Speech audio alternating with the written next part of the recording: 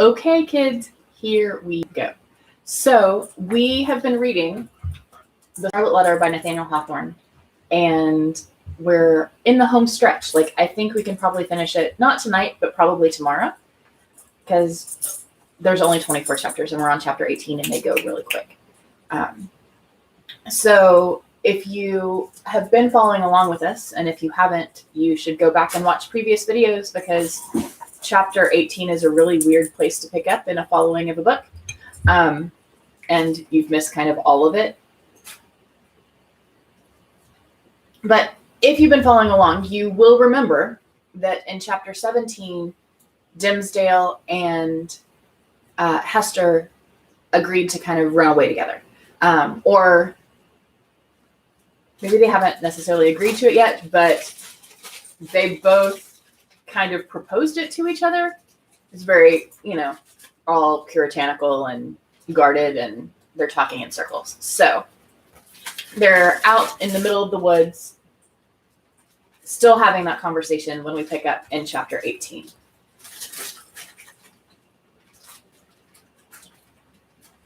Chapter 18, A Flood of Sunshine. Arthur Dimmesdale gazed into Hester's face with a look in which hope and joy shone out.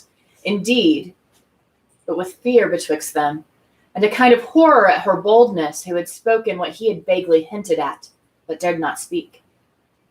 But Hester Prynne, with a mind of native courage and activity, and for so long a period not merely estranged but outlawed from society, had habituated herself to such latitude of speculation as was altogether foreign to the clergyman. She had wandered, without rule and guidance, in a moral wilderness, as vast, as intricate, and shadowy as the untamed forest, amid the gloom of which they were now holding a colloquy that was to decide their fate. Her intellect and heart had their home, as it were, in desert places, where she roamed as freely as the wild Indian in his woods. For years past, she had looked from this estranged point of view at human institutions and whatever priest or legislators had established, criticizing all with hardly more reverence than the Indian would feel for a clerical band, the judicial robe, the pillory, the gallows, the fireside, or the church. The tendency of her fate and fortunes had been to set her free. The Scarlet Letter was her passport into regions where other women dared not tread. Shame, despair, solitude, these had been her teachers, stern and wild ones, and they made her strong, but taught her much amiss.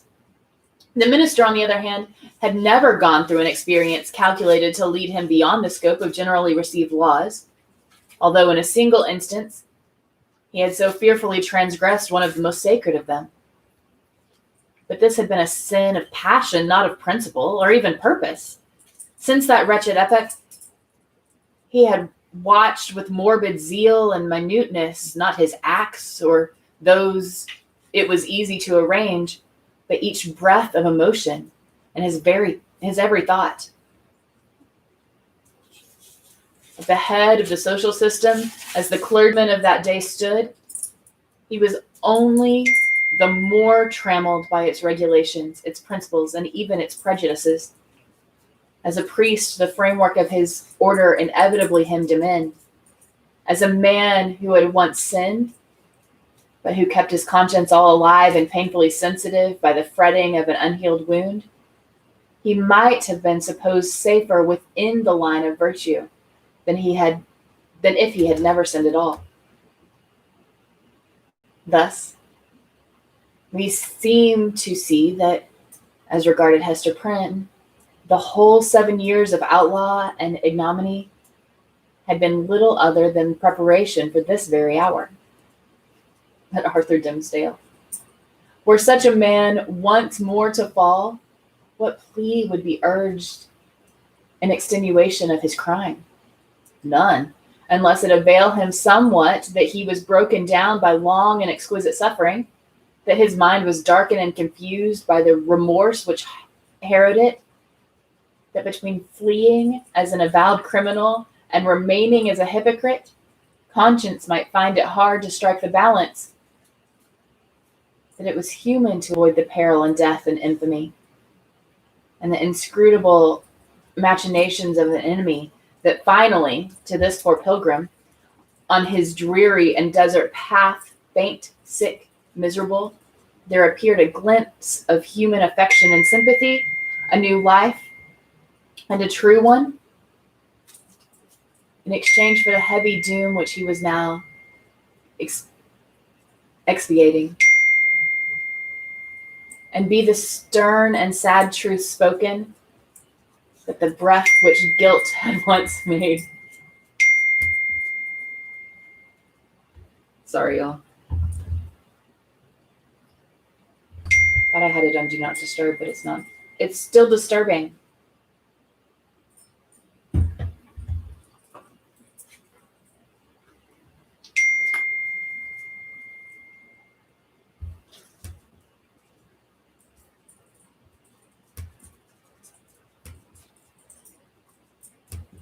Here we go. We'll see if that fixes it.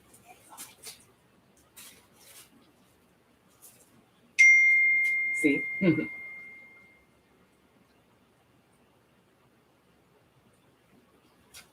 right.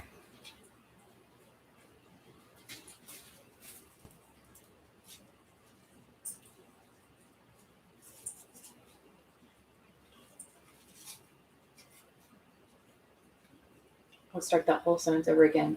But it's Nathaniel Hawthorne, so that sentence is like forever long. It's going to take me a second.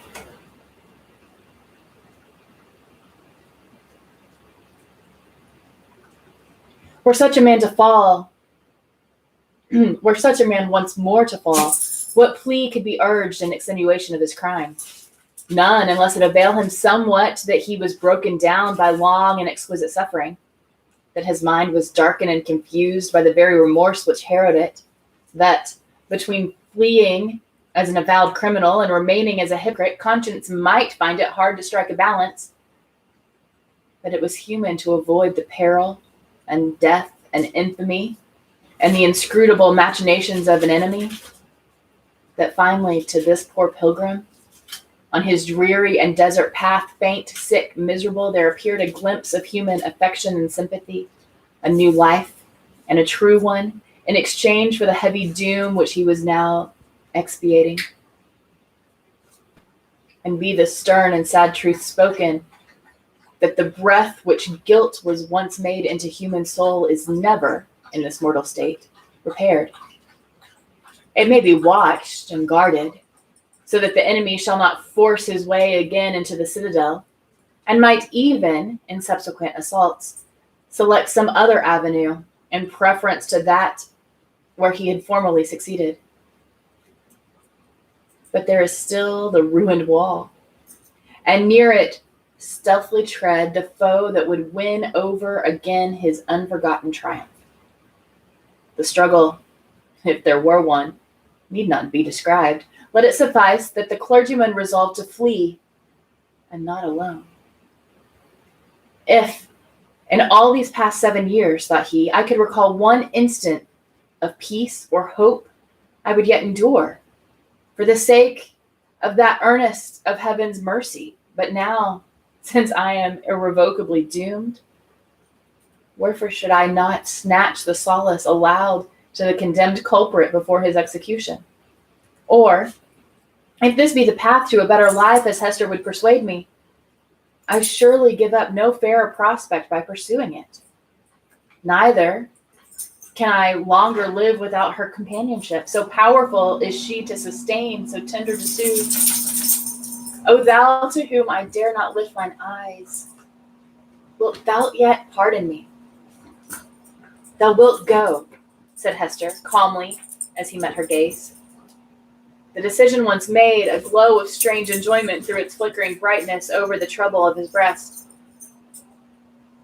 It was the exhilarating effort. It was the exhilarating effect on a prisoner just escaped from a dungeon of his own heart, of breathing the wild, free atmosphere of the unredeemed, the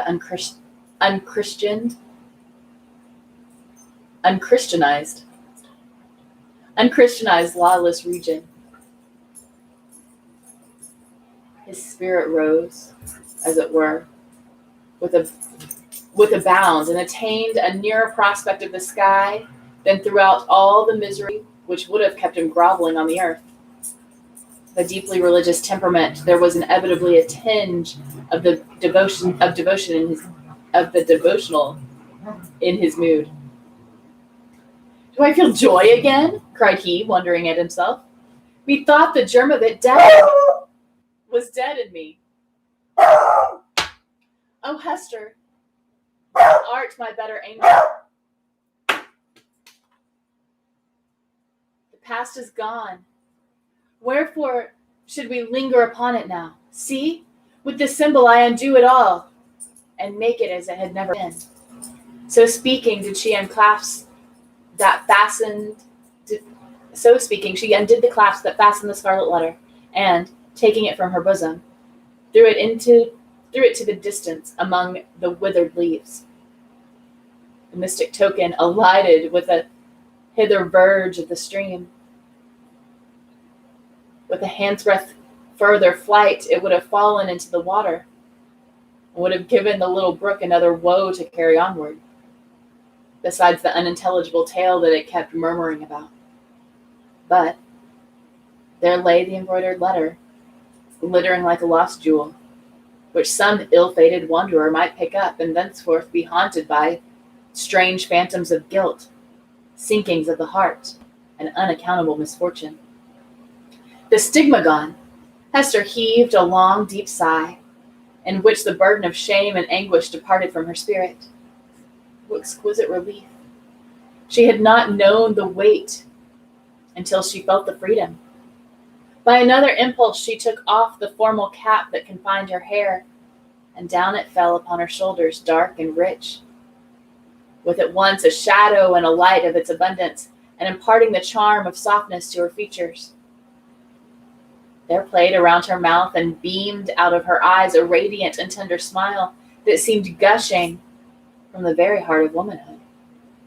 A crimson flush was glowing on her cheek that had long been so pale.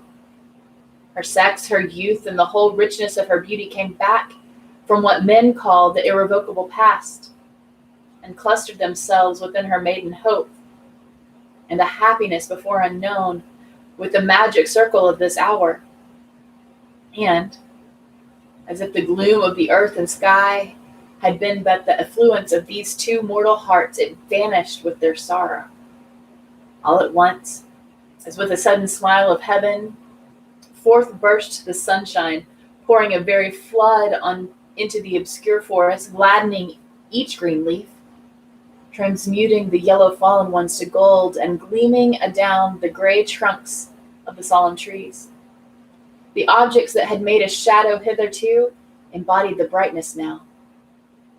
The course of the little brook might be traced by its merry gleam afar into the wood's heart of mystery, which had become a mystery of joy.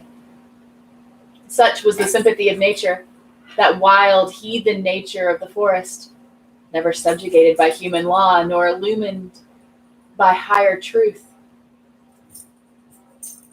With the bliss of these two spirits, love, whether newly born or aroused from a death-like slumber, must always create a sunshine, filling the hearts so full of radiance that it overflows upon the outward world.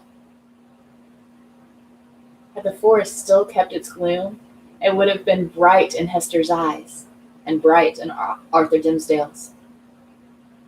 Hester looked at him with another thrill of joy.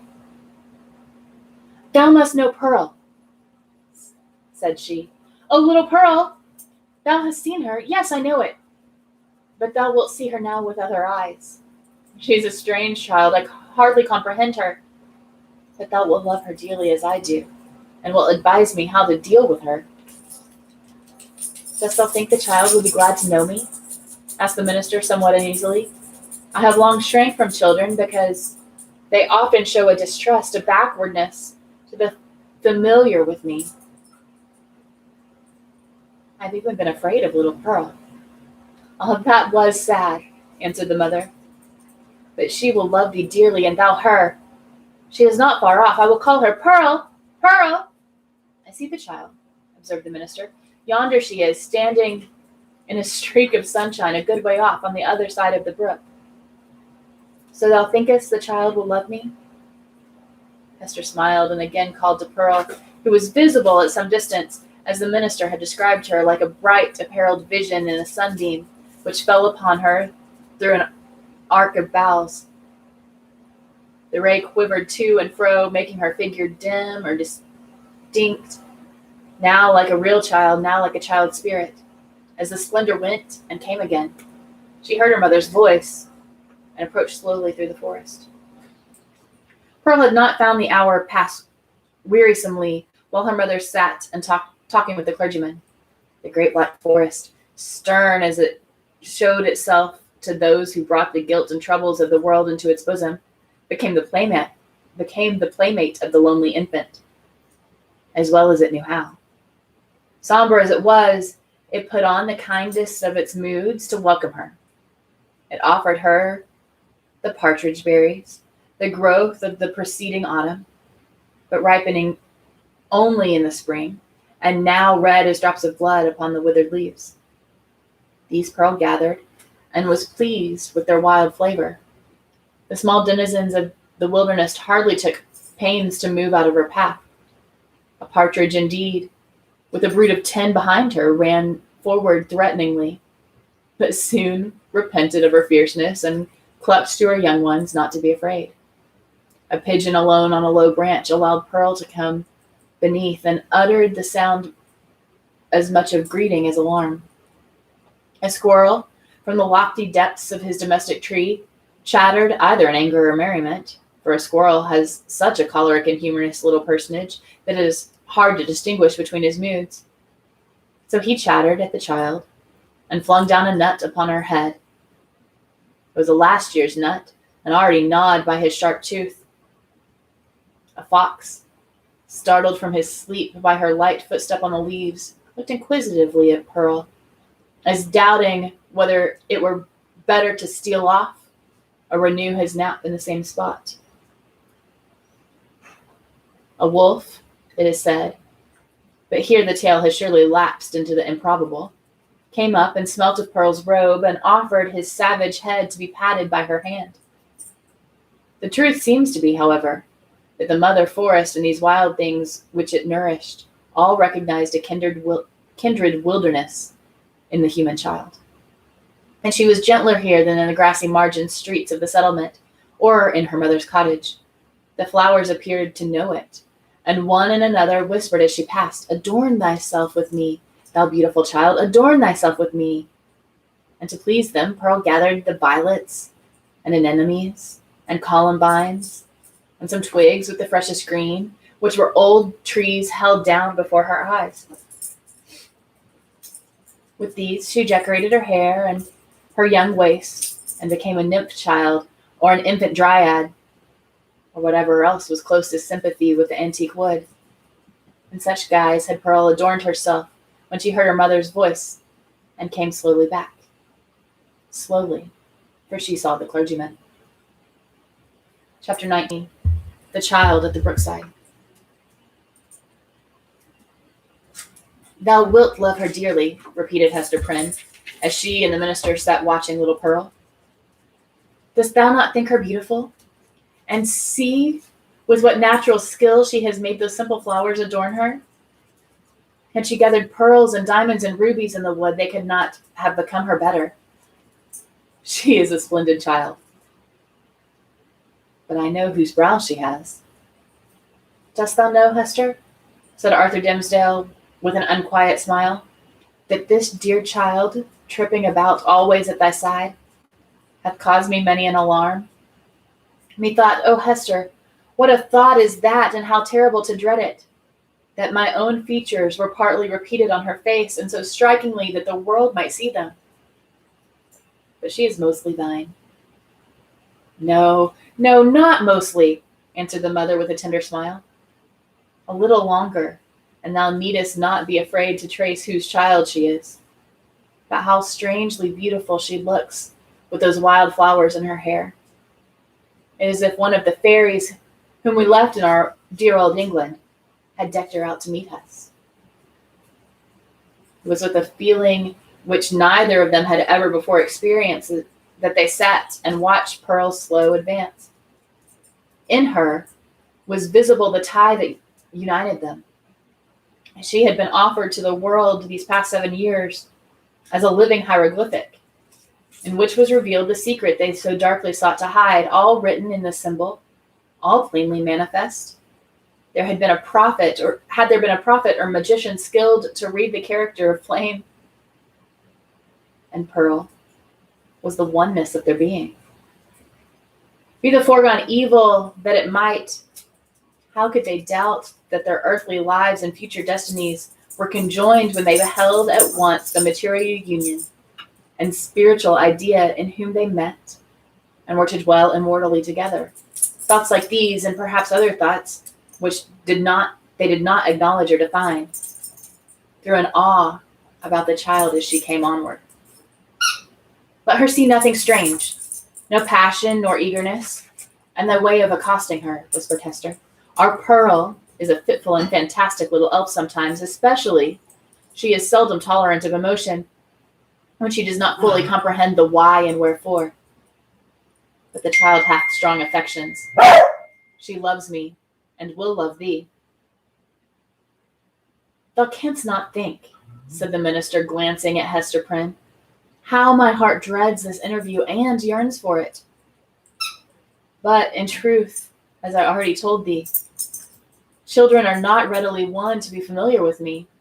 They will not climb my knee, nor prattle in my ear, nor answer to my smile, but stand apart and eye me strangely. Even little babes, when I take them in my arms, weep bitterly. Yet Pearl, twice in her little lifetime, hath been kind to me. The first time thou knowest it well. The last was when thou ledst her with thee to the house of yonder stern old governor. And thou didst plead so bravely for her, in her behalf and mine, answered the mother. I remember it, and so shall little Pearl. Fear nothing. She may be strange and shy at first, but will soon learn to love thee.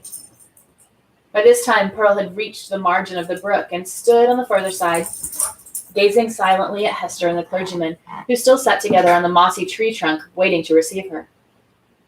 Just where she had paused, the brook chanced to form a pool, so smooth and quiet that it reflected a perfect image of her little figure, with all the brilliant picturesqueness of her beauty, in its adornment of flowers and wreathed foliage, but more refined and spiritualized than the reality. This image, so nearly identical with the living Pearl, seemed to communicate somewhat of its own shadowy and intangible quality of the child herself. It was strange, the way in which Pearl stood, looking so steadfastly at them through the dim medium of the forest gloom, herself, meanwhile, all glorified with a ray of sunshine that was attracted thitherward by a certain sympathy. In the brook beneath stood another child, another and the same, with likewise its ray of golden light. Hester felt herself, in some indistinct and tantalizing manner, estranged from Pearl, as if the child, in her lonely ramble through the forest, had strayed out of the sphere in which she and her mother dwelt together, and was now vainly seeking to return to it. There were both truth and error in the impression. The child and the mother were estranged, but through Hester's fault, not Pearl's. Since the latter rambled from her side, another inmate had been admitted within the circle of the mother's feelings, and so modified the aspect of them all, that Pearl, the returning wanderer, could not find her wonted place, and hardly knew where she was. I have a strange fancy, observed the sensitive minister, that this brook is the boundary between two worlds, and that thou canst never meet thy Pearl again. Or is she an elfish spirit, who, as the legends of our childhood taught us, is forbidden to cross a running stream? Pray hasten her, for this delay has already imparted a tremor to my nerves. Come, dearest child, said Hester encouragingly, and stretching out both arms. How slow thou art! When hast thou been so sluggish before now? Here is a friend of mine, who must be thy friend too. Thou wilt have twice as much love henceforward as thy mother alone could give thee. Leap across the brook and come to us. Thou canst sleep like a young deer. Pearl, without responding in the manner to these honey-sweet expressions, remained on the other side of the brook. Now she fixed her bright, wild eyes on her mother, now on the minister, and now included them both in the same glance, as if to detect and explain to herself the relation which they bore to one another. For some unaccountable reason, as Arthur Dimmesdale felt the child's eyes upon himself, his hand, with that gesture so habitual as to have become involuntary, stole over his heart. At length, assuming a singular air of authority, Pearl stretched out her hand with a small forefinger extended and pointed evidently towards her mother's breast. And beneath, in the mirror of the brook, there was the flower-girdled and sunny image of little Pearl, pointing her small forefinger too. Thou strange child, why does that not come to me? Exclaimed Hester. Pearl still pointed with her forefinger, and a frown gathered on her brow, the more impressive from the childish, the almost baby-like aspect of the features that conveyed it. As her mother still kept beckoning to her and arraying her face in a holiday suit of unaccustomed smiles, the child stomped her foot with a yet more imperious look and gesture. In the brook again was the fantastic beauty of the image, with its reflected frown, its pointed finger, and its imperious gesture giving emphasis to the aspect of little Pearl. Hasten, Pearl, or I shall be angry with thee, cried Hester Prynne, who, however injured to such behavior on the elf child's part at other seasons, was naturally anxious for more seemly deportment now. Leap across the brook, naughty child, and run hither, else I must come to thee. But Pearl, not a whit startled at her mother's threats any more than mollified by her entreaties, now suddenly burst into a fit of passion, gesticulating violently and throwing her small figure into the most extravagant contortions. She accompanied this wild outbreak with piercing shrieks which the woods reverberated on all sides, so that alone, as she was in her childish and unreasonable wrath, it seemed as if a hidden multitude were lending their sympathy and encouragement. Seen in the brook once more was the shadowy wrath of Pearl's image, crowned and girded with flowers, but stamping its foot wildly gesticulating, and, in the midst of it all, still pointing its small forefinger at Hester's bosom. I see what ails the child, whispered Hester to the clergyman, and turning pale in spite of a strong effort to conceal her trouble and annoyance. Children will not abide the slightest, change in the accustomed aspect of things that are daily before their eyes. Pearl misses something she has always seen me wear. Pray you, answered the minister, if thou hast any means of pacifying the child, do it forthwith. Save it were the cankered wrath of an old witch like Mistress Hibbins, added he, attempting the smile. I know nothing that I would not sooner encounter than this passion in a child. In Pearl's young beauty, as in the wrinkled witch, it has a preternatural effect. Pacify her if thou lovest me.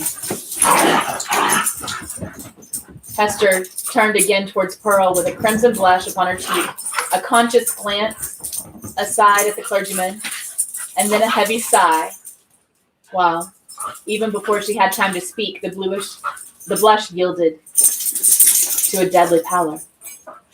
Pearl, said she sadly, look down at thy feet, there before thee, on the other side of the brook. The child turned her eyes to the point indicated, and there lay the scarlet letter, so close upon the margin of the stream that the gold embroidery was reflected in it. Bring it hither, said Hester. Come thou and take it up, answered Pearl. Was ever such a child, observed Hester to the minister. Oh, I have much to tell thee about her, but, in very truth, she is right as regards to this hateful token. I must bear its torture yet a little longer, only a few days longer, until we shall have left this region and look back hither as to a land which we have dreamed of. Forest cannot hide it. The mid-ocean shall take it from my hand and swallow it up forever. With these words, she advanced to the margin of the brook, took up the scarlet letter, and fastened it again to her bosom. Hopefully, but a moment ago, as Hester had spoken of drowning in the deep sea, there was a sense of inevitable doom upon her as she thus received back this deadly symbol from the hand of fate. She had flung it into infinite space. She had drawn an hour's free breath, and here again was the scarlet misery glittering on the old spot. So whatever was, whether thus typified or no, that an evil invests itself with the character of doom. Hester next gathered up the heavy tresses of her hair and confined them beneath her cap, as if there were a withering spell in the sad letter. Her beauty, the warmth, the richness of her womanhood departed like fading sunshine, and a gray shadow seemed to fall across her. When the dreary change was wrought, she extended her hand to Pearl. "Dost thou know thy mother now, child?" asked she, reproachfully, but with a subdued tone. "Wilt thou come across the brook and own thy mother, now that she has her shame upon her, now that she is sad?" "Yes, now I will," answered the child, bounding across the brook and clasping Hester in her arms. "Now thou art my mother indeed, and I am thy little Pearl." In a mood of tenderness that was not usual with her, she drew down her mother's head, kissed her brow and both her cheeks. But then, by a kind of necessity that always impelled this child to alloy whatever comfort she might chance to give with a throb of anguish, Pearl put up her mouth and kissed the scarlet letter too. "That was not kind," said Hester. "When thou hast shown me a little love, thou mockest me." "Why doth the minister sit yonder?" asked Pearl. "He waits to welcome thee," replied her mother. "Come thou, and entreat his blessing. He loves thee, my little Pearl, and loves thy mother too. Wilt thou not love him? Come, he longs to meet thee."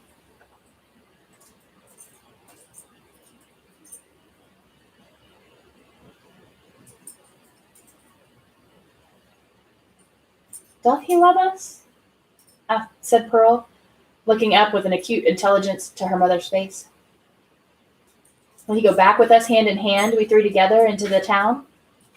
"Not now, dear child," answered Hester, "but in days to come he will walk hand in hand with us.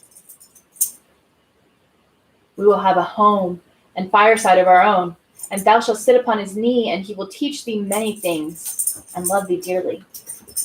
Thou wilt love him, wilt thou not?" "Will he always keep his hand over his heart?" inquired Pearl. "Foolish child, what a question is that?" exclaimed her mother. "Come, and ask his blessing." But whether influenced by the jealousy that seems instinctive with every petted child towards a dangerous rival, or from whatever caprice of her freakish nature, Pearl would show no favor to the clergyman. It was only by an exertion of force that her mother brought her up to him, hanging back, and manifesting her reluctance by odd grimaces of which, ever since her babyhood, she had possessed in a singular variety. She could transform her mobile physiognomy into a series of different aspects, with a new mischief in them each and all. The minister, painfully embarrassed, but hoping that a kiss might prove a talisman to admit him to the child's kinder regards, bent forward and impressed one lapse of the gliding water. She then remained apart, silently watching Hester and the clergyman, while they talked together and made such arrangements as were suggested by their new position and the purposes soon to be fulfilled. And now this fateful interview had come to a close. The dell was to be left in solitude among its dark old trees, which, with their multitudinous tongues, would whisper long of what had passed there, and no mortal would be wiser. And the melancholy brook would add this other tale to the mystery which its little heart was already overburdened, and whereof it still kept a murmuring babble, with not a whit more cheerfulness of tone than for ages heretofore. Chapter 20. The Minister in a Maze. As the minister departed in advance of Hester Prynne and little Pearl, he threw a backward glance, half expecting that he should discover only some faintly traced features or outline of the mother and the child slowly fading into the twilight of the woods. So great a vicissitude of his life could not at once be received as real. But there was Hester, clad in her gray robe, still standing beside the tree trunk, which some blast had overthrown a long antiquity ago, and which time had ever since been covering with moss, so that these two faded ones, with earth's heaviest burden on them, might sit there together and find a single hour's rest and solace.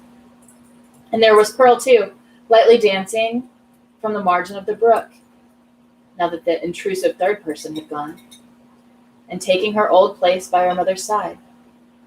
So the minister had not fallen asleep and dreamed.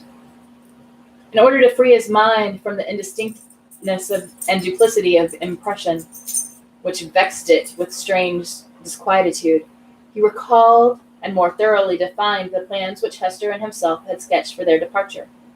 It had been determined between them that the old world, with its crowds and cities, offered them more eligible shelter and concealment than the wilds of New England or all America, with its alternatives of an Indian wigwam, or the few settlements of Europeans scattered thinly along the seaboard.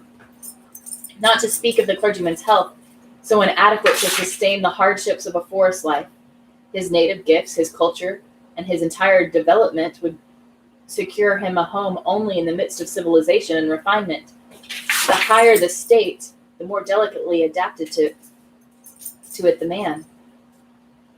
In furtherance of this choice, it so happened that a ship lay in the harbor, one of those questionable cruisers frequent at that day, which, without being absolutely outlaws of the deep, yet roamed over its surface with a remarkable irresponsibility of character.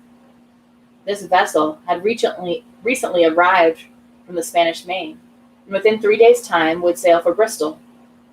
Hester Prynne, whose vocation as a self-enlisted sister of charity had brought her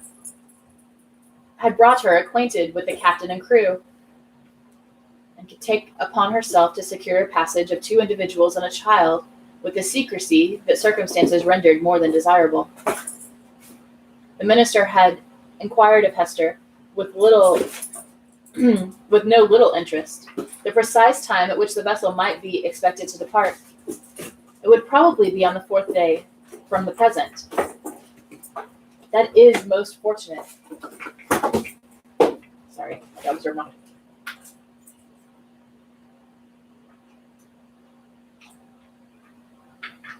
It would probably be on the 4th day from the present.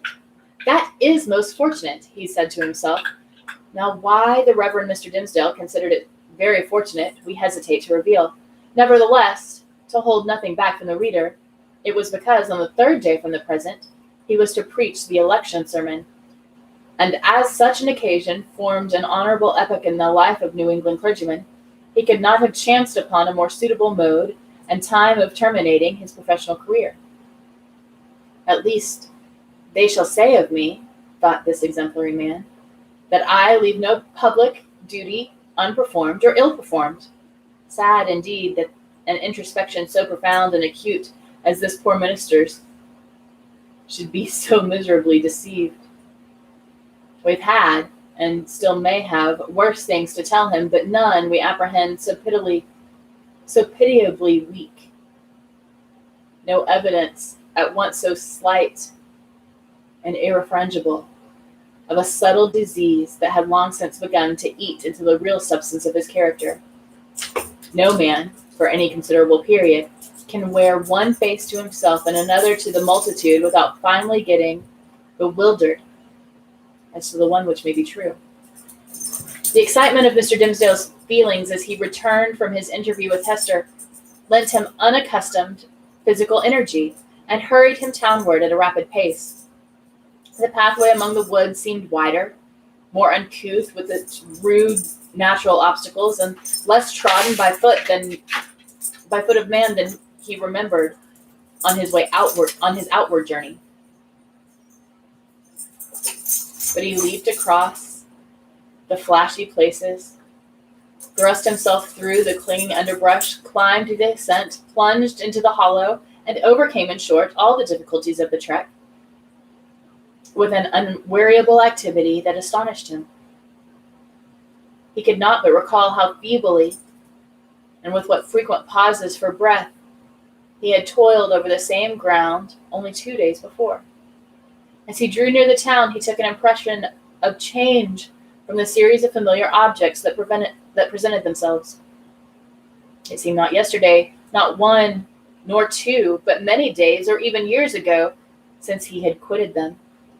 There, indeed, was each former trace of the street as he remembered it, and all the peculiarness of the houses, with the due multitude of gable peaks, and a weathercock at every point where his memory suggested one. Not the less, however, came this importantly obtrusive sense of change. The same was true as regarded the acquaintances whom he met, and all the well-known shapes of human life about the little town. They looked neither older nor younger now. The beards of the aged were no wider, nor could the creeping babe of yesterday walk on his own feet today. It was impossible to describe in what aspect they differed from the individuals on whom he had so recently bestowed a parting glance. And yet the minister's deepest sense seemed to inform him of their mutability. A similar impression struck him most remarkably as he passed under the walls of his own church. The edifice had so very strange and yet so familiar an aspect that Mr. Dimsdale's mind vibrated between two ideas. Either that he had seen it only in a dream hitherto, or that he was merely dreaming about it now. This phenomenon, in the various shapes which it assumed, indicated no external change, but so sudden and important a change in the spectator of the familiar scene, that the intervening space of a single day had operated on his consciousness like the lapse of years. The minister's own will and Hester's will and the fates that between them had wrought this transformation. It was the same town as heretofore, but the same minister returned not from the forest. He might have said to the friends who greeted him, "I am not the man for whom you take me. I left him yonder in the forest, drawn into the secret dell by a mossy tree trunk and near a melancholy brook. Go and seek your minister, and see if his emaciated figure, his thin cheek, his white, heavy, pain-wrinkled brow be not flung down there like a cast-off garment." His friends, no doubt, would still have insisted with him, "Thou art thyself the man." But the error would have been their own, not his. Before Mr. Dimsdale reached home, his inner man gave him other evidences of a revolution in the sphere of thought and feeling. In truth, nothing short of a total change of dynasty and moral code in that interior kingdom was adequate to account for the impulses now communicated to the unfortunate and startled minister.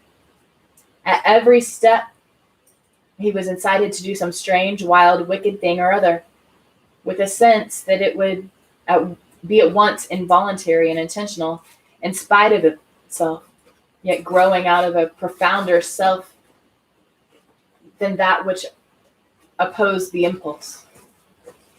For instance, he met one of his own deacons. The good old man addressed him with the paternal affection and patriarchal privilege, with his venerable age, his upright and holy character, and his station in the church, entitled him to use, and, conjoined with this, the deep, almost worshipping respect which the minister's professional and private claims alike demanded. Never was there a more beautiful example of how the majesty of age and wisdom may comport with the obeisance and respect enjoined upon it. as from a lower social rank and inferior order of endowment towards a higher. Now, during a conversation of some 2 or 3 moments between the Reverend Mr. Dimsdale and this excellent and hoary-bearded deacon, it was only in the most careful self-control that the former could refrain from uttering certain blasphemous suggestions that rose into his mind respecting the communion supper. He absolutely trembled and turned pale as ashes, lest his tongue should wag itself in utterance of these horrible matters, and plead his own consent for so doing, without his having fairly given it. And, even with this terror in his heart, he could hardly avoid laughing, to imagine how the sanctified old patriarchal deacon would have been petrified by the minister's impiety. Again, another incident of the same nature. Hurrying along the street, the Reverend Mr. Dimsdale encountered the eldest female member of his church, a most pious and exemplary old dame, poor, widowed, lonely, and with a heart of full reminiscences about her about her dead husband and children, and her dead friends of long ago, that sorrow was made almost solemn joy to her devout old soul by religious consolations, and the truth was made almost solemn joy to her devout old soul by religious purpose, and be refreshed with a word of warm, fragrant, heaven-breathing gospel truth from his beloved lips into her dull but rapturously attentive ear.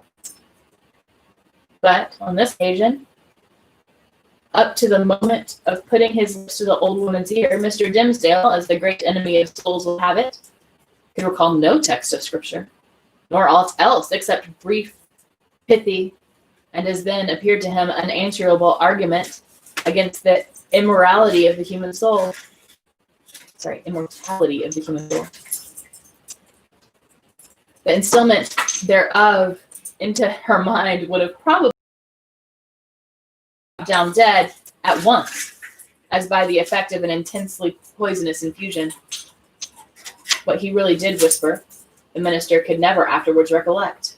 There was, perhaps, a fortunate disorder in his utterance which failed to impart any distinct idea into the good widow's comprehension, or which Providence interpreted after a method of its own. Assuredly, as the minister looked back, he beheld an expression of divine gratitude and ecstasy that seemed the shine of the celestial city on her face, so wrinkled and ashy pale. Again, a third instance. After parting from the old church member, he met the youngest sister of them all. It was a maiden newly won, and won by the Reverend Mr. Dimsdale's own sermon on the Sabbath after his vigil, to barter the transitory pleasures of the world for the heavenly hope that was to assume brighter substance of life as life grew dark around her, and which would gild the utter gloom with final glory. She was fair and pure like her heart, which hung its snowy curtains about his image, imparting to him the warmth of love, and to love a religious purity. Satan that afternoon had surely led the poor girl away from her mother's side and thrown her in the pathway of this sorely tempted, or shall we not rather say, this lost and desperate man. As she drew nigh, the arch-fiend whispered him to condense into small compass, and drop into her tender bosom a germ of evil that would be sure to blossom darkly soon and bear black fruit betimes. Such was his sense of power over this virgin soul, trusting him as she did, that the minister felt potent to blight all the field of innocence with but one wicked look, and develop all its opposite with but a word.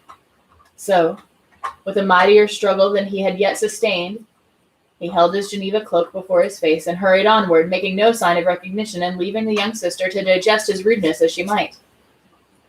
She ransacked her conscience, which was full of harmless little matters, like her pocket or her work bag, and took herself to task, poor thing, for 1,000 imaginary faults, and went about her household duties with swollen eyelids the next morning.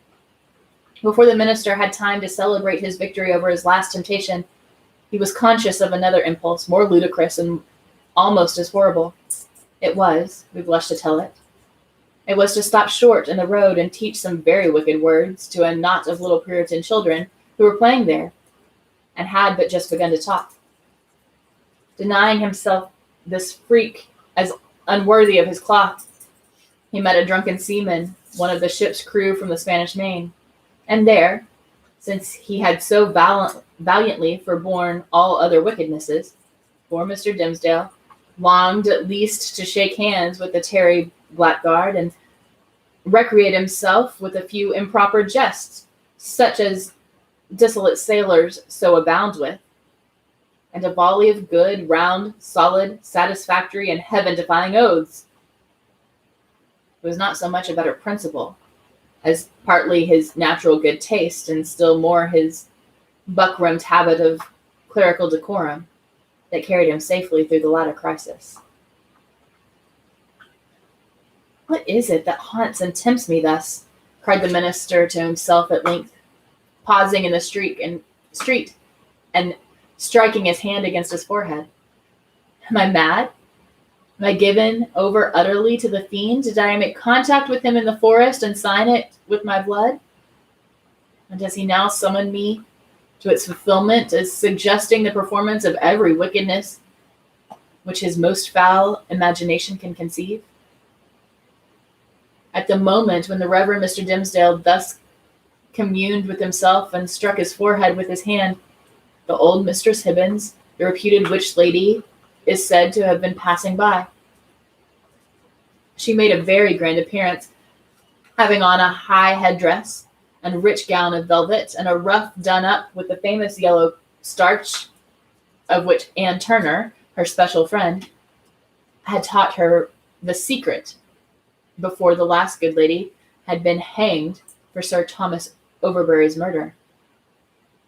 Whether the witch had read the minister's thoughts or no, she came to a full stop, looked shrewdly into his face, smiled craftily, and, though little given to converse the clergyman, began a conversation. "So, Reverend Sir, you have made a visit into the forest," observed the witch lady, nodding her high headdress with him. "The next time I pray you to allow me only a fair warning, and I shall be proud to bear you company. Without taking overmuch upon myself, my good word will go far towards gaining any strange gentleman a fair reception from yonder potentate you wot of." "I profess, madam," answered the clergyman with grave obeisance, such as the lady's rank demanded and his own good breeding made imperative, "I profess, on my conscience and character, that I am utterly bewildered as touching the purport of your words. I went not into the forest to seek a potentate, neither do I at any future time design a visit thither, with a view of gaining the favor of such a personage. My one sufficient object was to greet that pious friend of mine, the Apostle Eliot, and rejoice with him over the many precious souls he hath won from heathendom." "Ha ha ha!" cackled the old witch lady, still nodding with her high headdress at the minister. "Well, well, we must needs talk thus in the daytime. You carry it off like an old hand, but at midnight and in the forest we shall have other talk together." She passed on with her aged stateliness, but often turning back her head and smiling at him, like one willing to recognize a secret intimacy of concoction. "Have I then sold myself," thought the minister, "to the fiend whom, if men say true, this yellow-starched and velveted old hag has chosen for her prince and master?" The wretched minister. He had made a bargain very like it. Tempted by a dream of happiness, he had yielded himself with a deliberate choice, as he had never done before, to what he knew was deadly sin. And the infectious poison of that sin had been thus rapidly diffused throughout his moral system. It had stupefied all blessed impulses and awakened into vivid life the whole brotherhood of bad ones. Scorn, bitterness, unprovoked malignity, gratuitous desire of ill, ridicule of whatever was good and holy, all awoke to tempt, even while they frightened him. And his encounter with the old Mistress Hibbins, if it were a real incident, did but show his sympathy and fellowship with wicked mortals, and the world of perverted spirits. He had, by this time, reached his dwelling on the edge of the burial ground and, hastening up the stairs, took refuge in his study. The minister was glad to have reached this shelter without first betraying himself to the world by any of those strange and wicked eccentricities to which he had been continually impelled while passing through the streets. He entered the accustomed room and looked around him at its books, its windows, its fireplace, and the tapestried comfort of the walls, with the same perception of strangeness that had haunted him through his walk from the forest dell into town and thitherward. Here he had studied and written, here gone through fast and vigil, and come forth half alive, here striven to pray, here borne 100,000 agonies. There was the Bible and its rich old Hebrew, with Moses and the prophets speaking to him, and God's voice through all. There, on the table, with inky pen beside it, was an unfinished sermon, with a sentence broke in the midst, where his thoughts had ceased to gush out upon the page 2 days before. He knew that it was himself, the thin, white-cheeked minister, who had done and suffered these things, had written thus far into the election sermon, but he seemed to stand apart, and I, this former self, was scornful, pitying, but half envious curiosity. That self was gone. Another man had returned out of the forest, a wiser one, with the knowledge of hidden mysteries which the simplicity of the former never could have reached. A bitter kind of knowledge, that. While occupied with these reflections, a knock came at the door of the study, and the minister said, "Come in," not wholly devoid of an idea that it might behold an evil spirit. And so he did. It was old Roger Chillingworth that entered. The minister stood, white and speechless, with one hand on the Hebrew Scriptures, and the other spread upon his breast. "Welcome home, Reverend Sir," said the physician. "And how found you that godly man, the Apostle Eliot? But methinks, dear sir, you look pale, as if the travel through the wilderness had been too sore for you. Will not my aid be requisite to put you in heart and strength to preach your election sermon?" "Nay, I think not so," rejoined the Reverend Dimmesdale. "My journey, and the sight of the holy apostle yonder, and the free air which I have breathed, have done me good, after so long confinement in my study. I think to need no more of your drugs, my kind physician, good though they be, and administered by a friendly hand." All this time, Roger Chillingworth was looking at the minister with the grave and intent regard of a physician towards his patient, but in spite of this outward show, the latter was almost convinced of the old man's knowledge, or at least his confident suspicion, with respect to his own interview with Hester Prynne. The physician knew then that in the minister's regard, he was no longer a trusted friend, but his bitterest enemy. So much being known, it would appear natural that part of it should be expressed. It is singular, however, how long a time often passes before words embody things, and with what security two persons, who choose to avoid a certain subject, may approach its very verge and retire without disturbing it. Thus the minister felt no apprehension that Roger Chillingworth would touch, in express words, upon the real position which they sustained towards one another. Yet did the physician, in his dark way, creep frightfully near the secret. "Were it not better," said he, "that you use my poor skill tonight? Verily, dear sir, we must take pains to make you strong and vigorous for the occasion of the election discourse. The people look for great things from you, apprehending that another year may come about and find their pastor gone." "Yea, to another world," replied the minister with pious resignation. "Heaven grant that it be a better one, for, in good sooth, I hardly think to tarry with my flock through the flitting season of another year. But touching your medicine, kind sir, and my present frame of body, I need it not." "I joy to hear it," answered the physician. "It may be that my remedies, so long administered in vain, begin now to take due effect. Happy man were I, and well deserving of New England's gratitude, could I achieve this cure. I thank you from my heart, my most watchful friend, said the Reverend Mr. Dimmesdale with a solemn smile. I thank you, and can but requite your good deeds with my prayers. A good man's prayers with golden recompense, rejoined old Roger Chillingworth, as he took his leave. Yea, they are the current gold coin of the New Jerusalem, with the king's own mint mark on them. Left alone, the minister summoned a servant of the house, and requested food, which, being set before him, he ate with ravenous appetite.